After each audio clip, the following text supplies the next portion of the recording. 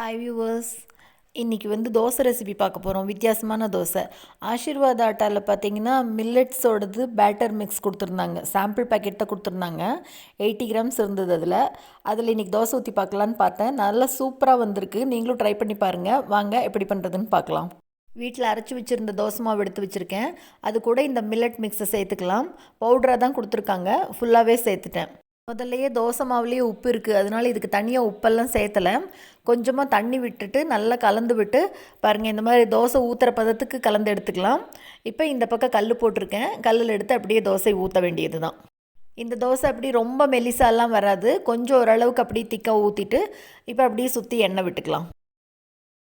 காஞ்ச உடனே அப்படி இன்னொரு பக்கம் திருப்பி போட்டுடலாம். 2 பக்கம் நல்லா தோசை அப்படியே சுட்டு எடுக்க வேண்டியது, அவ்வளோதாங்க. சூப்பரான இந்த மில்லட் தோசைக்கு கார சட்னி அருமையான காம்பினேஷன். அதனோட லிங்க் டிஸ்கிரிப்ஷனில் கொடுக்குறேன், ட்ரை பண்ணி பாருங்கள்.